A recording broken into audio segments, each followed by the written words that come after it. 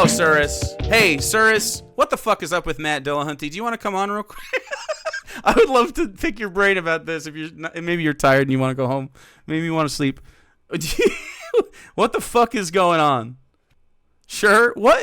Here's my Discord. Hello. Hey, what's up? I just ended covering all of the Matt Dillahunty stuff in the thread. Ugh. I'm disappointed. So did you see the end of it? Hold on, let me flip camera on real quick. Not that one. And that's the wrong one. There we go. That's the one. Hello, sir. It's just nice to see you. We don't get to hang out a lot. It's my fault. I'm not very social. No, we don't. We're also both really fucking busy all the time. We still need to do that charity cookout at some point. Let's do it. All right. Anyway, so both our audiences are already caught up on Matt Dillahunty then, so we don't have to they're all caught up on it. I did a video covering all of it, beginning with Sarah's conversation, ending with the conversation with Katie Montgomery. Did you watch the end result of that with Katie Montgomery? I did not see the end result with Katie. No. Okay, Was it good? It's cold. It was very strange because the end result of it was Matt saying, until we have, or saying, I agree that all of these things are happening. I agree everything about the camps, everything about the genocide, everything about taking away HRT, all of it. The one hang up he had was where they state the goals. That's it.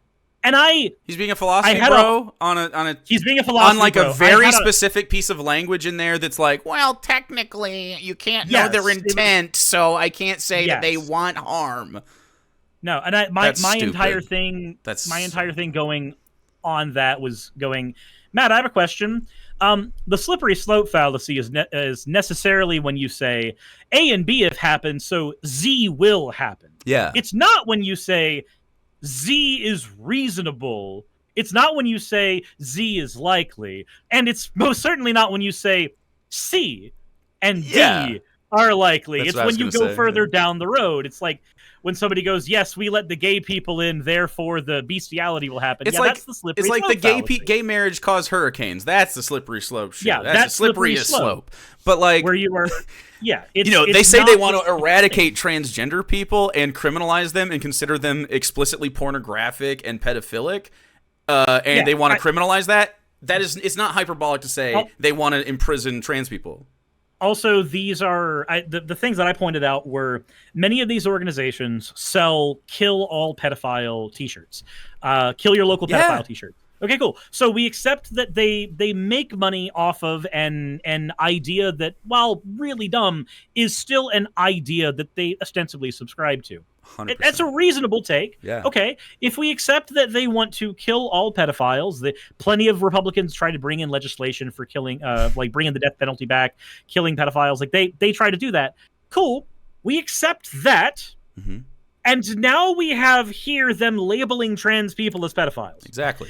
If A is true and B is true, what is necessarily C? What comes next? You don't need them to say, we would like to kill all the trans people. You don't need that. You have that already. The puzzle pieces were there. You're just angry that nobody put them together and glued them in place. Yeah, and then when we do, he's like, well, I didn't see that conclusion, and so I'm already dug in on my position, and goodbye. Yeah, and it really frustrated me because, like, I have a lot of respect for Matt. Me too. I do. I used to watch his stuff all the time. I still think that he is an ally, but also I'm a cis guy with privilege, so maybe that particular thought has no weight. And I also want to acknowledge my biases. I've played video games with Matt. I've had fucking dinner with Matt. Me too. Me too. Yeah.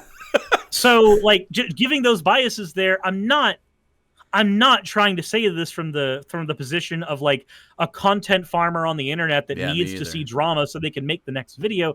I'm saying this from the perspective of somebody who wants us all to recognize that it is far more useful for us to work together Mm-hmm. than it is to tear each other apart in the most stupid way that the leftist Ouroboros has always fucking done. Yeah. I think this is a liberal problem. It's a half measure. It's like we have to give the benefit of the doubt to the right wing. They're not actually to the fascists. yeah, exactly, the fascists. But they, we call them fascists, and they're like, well, they're not all crazy or wacko or want to harm you or anything. It's like, well, man, materially they do want to harm you. Whether or not they think it's harm is one thing. They want things that harm you.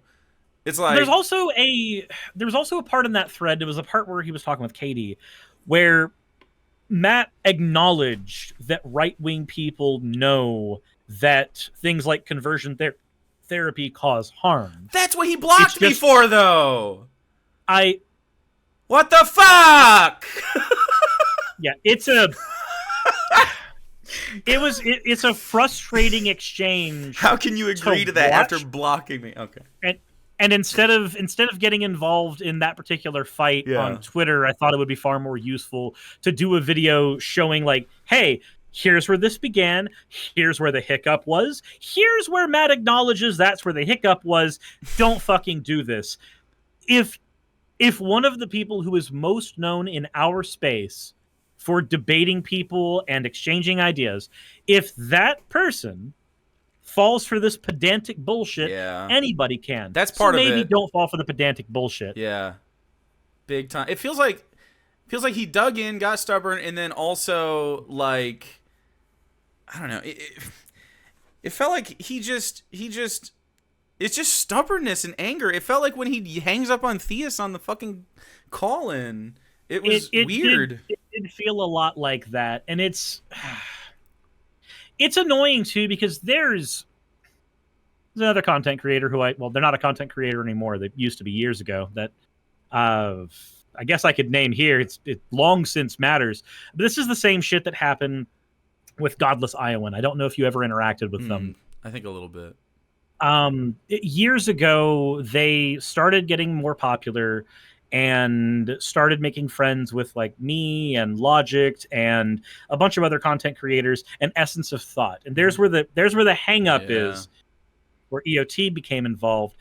Somewhere down the line, the idea of maybe give an inch for your friends so that they can explain their positions was lost by the wayside. And they started going into, no, I should hold them to a higher standard, which basically meant they started cutting everybody out of their life and then deleted their YouTube channel. Like,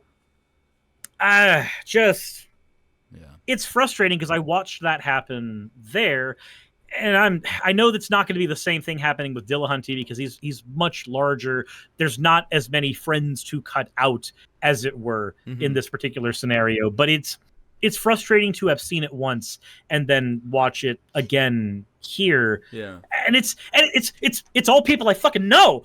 Yeah, right? It's all people I fucking know. So just like, why are you guys fighting? I wasn't even fighting. I was just like, hey, man, I'm not even being mean. I don't even know why you're upset. You're like, you're done. I'm like, what the fuck? Yeah, it was... That's because I could get aggressive, but I wasn't.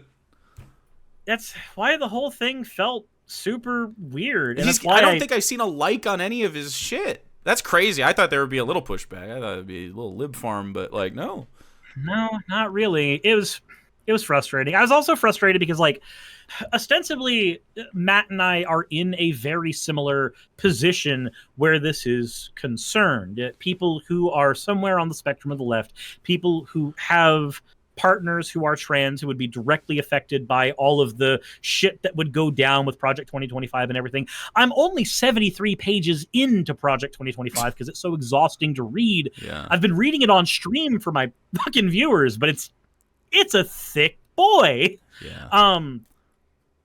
And like similar positions in terms of once being Christians, now being atheists, doing a lot of political and religious fundamentalist criticizing content. It feels so weird to be sitting in such a similar position and then watching Steve McRae levels of pedantry happen. Oh my God. That's why, that's part of why it bothered me. It was very Steve McRae, where it sounded like an old guy being like, no, I said what I said. Like, Okay, but don't you want to like hear out why we think you're wrong? And he really did not want that. I did also notice that one of the hangups that Matt had was when Sarah mentioned white men specifically, that was and weird. it's the same thing that happens. Do you remember about a year ago? Matt had a similar meltdown with people saying "Okay, Boomer." Yeah, same thing happened there, and it was more funny than here. So I had to make a part in my video where I pointed out, hey, it's not that somebody is directly saying that you as a white man are a problem. Yeah. It's always somebody going, there's plenty of things that happen to minority groups that if you are a certain level of privileged, for me, I'm a cis white guy in a straight relationship. I'm in a super fucking privileged position. I'm also in the American South. I'm also in the place to be that straight white guy in a relationship while being cis. There's a lot of injustices that end up being kind of invisible to me that have to be communicated to me by friends of mine where they're like, hey, this thing happened and it made me uncomfortable. And I have to have that communicated to me because I don't see it, because I'm not looking for it all the time, because that's not been the definition of my life. But that's what white privilege is. It's that stuff being invisible to you because you've been in a position where you're privileged enough not have to deal with it. That's mostly what it seems Sarah was talking about. Yeah. And that was just like, no, basically pulled an "it's okay to be white." Yeah. In that conversation. She's just like, yeah, white men are telling me that. And it was more like, I don't even think she was trying to say, Matt, you're white, shut up. It was just more of like, this is what's happening. No. I'm going to be honest, I didn't even notice the area where she called him white until Matt brought it up later in the conversation, and I had to go, oh, I guess she did. Like, it was that fucking invisible to me. Yeah, he brought it up talking to me, and I was like, why do you care about that? Who cares? And then he didn't even reply about it. I don't know.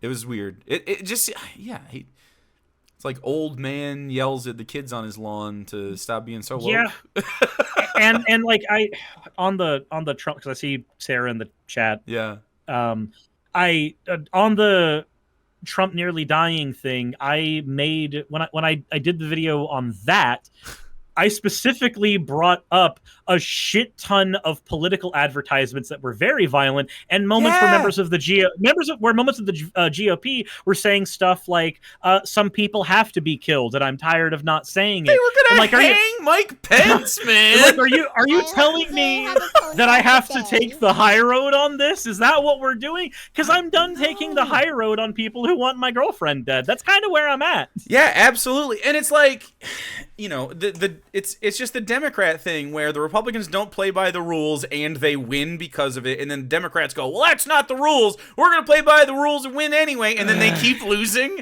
And it's just like, don't play by the rules, fuck those rules, they're not respecting them, you don't either, there's nothing unethical about avoiding this stupid fucking arbitrary constitutional rule that no one cares about, apparently. Same shit. It's like fucking virtue signaling politics. It's like, oh, he can't ask for violence. It's like, I hope Donald Trump dies of natural causes at some point, because it would be beneficial for the community. It would be good for us if he just fell down the stairs. That'd be great. And if a guy, one of his own right-wing psycho, yeah, exactly, one of his own right-wing psychos wants to take a shot while Secret Service has snipers everywhere. I mean, fucking go for it. I don't care. Like, I'm not gonna do it, but I'm not gonna be sad when one of his own takes a shot at him for inciting the violence that he caused.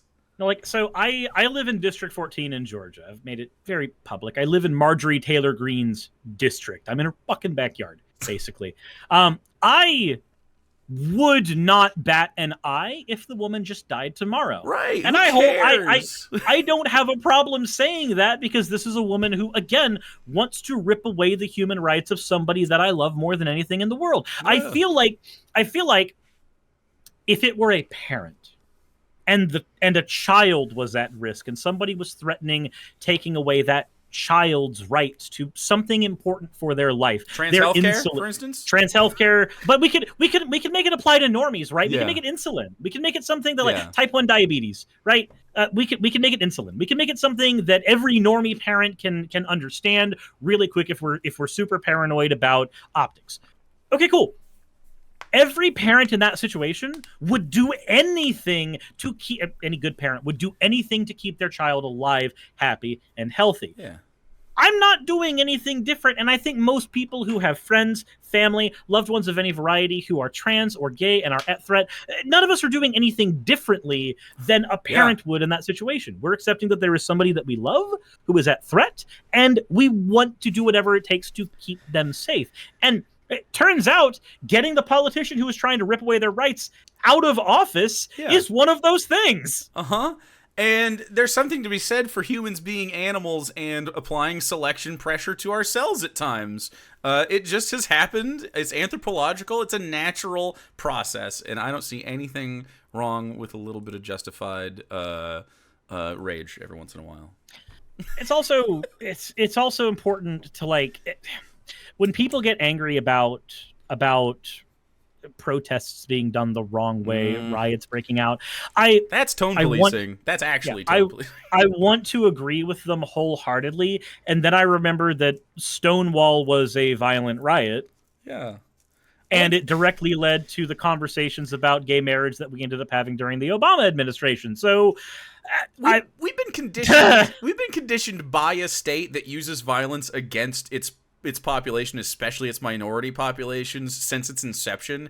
We've been conditioned by that very state to think that violence is unjustified when it's focused toward the oppressors, and that's violence fucking isn't the crazy. answer, but a police officer can beat the shit out of you. Violence isn't the answer. Police officers can beat the shit out of you. Thousands of troops. Yeah, but if you defend yourself against a police officer who is obviously violating your rights, that's a criminal case. So fuck that. I don't agree with that at all. No, I don't either. Unfortunately, the problem that you run into is there's not a useful path forward there that isn't basically calling for violence. Well, yeah, of course not. Yeah, and it makes it really awkward to have that conversation. But like you can recognize that it's not right that a state of people that you don't have a lot of control in get to have that much control over your life, and not control in some, they're trying to stop me from saying pronouns, not in that stupid esoteric way, but in a literal, you're just trying to drive home at night and then, oh no, you were 1 mile over the speed limit. I guess the cop has to get you. Oh God, unfortunate. You were black. Yep. Boy, that sucks. Yeah. Well, I'm glad that we're not just the wackos here. It seems that this isn't a minority position that we have in this regard. So it's definitely what it is more than anything is frustrating, because again, it's the end of the thread showed that it was one moment of pedantry. That's all it is. All of the grandstanding, all of the fighting, all of the you're done, you're gone, goodbye, all of that was because of one moment of pedantry, and I'm willing to go as far as to say ego. Yeah, I think so too. That's the frustrating part. He's done it before to other people too. It's a thing he does, and I think it's a flaw, and it would be good if he reflected on it. I don't know if he will. Character arcs are a very good thing for people to go on. Yeah. Hey, thank you for stopping by. I appreciate that. At the end of your stream and everything, extra innings. All right. Just a little bit of extra there. I am going to go make food. I've been on a diet, so I was coasting that stream on an apple. Hell yeah. All right. Appreciate you a lot. Suris, hey, everyone go follow Nico Suris on Twitch. Do it now, or else. We'll know. Or else. All right. Thank you. All right. See you, Jake. Bye.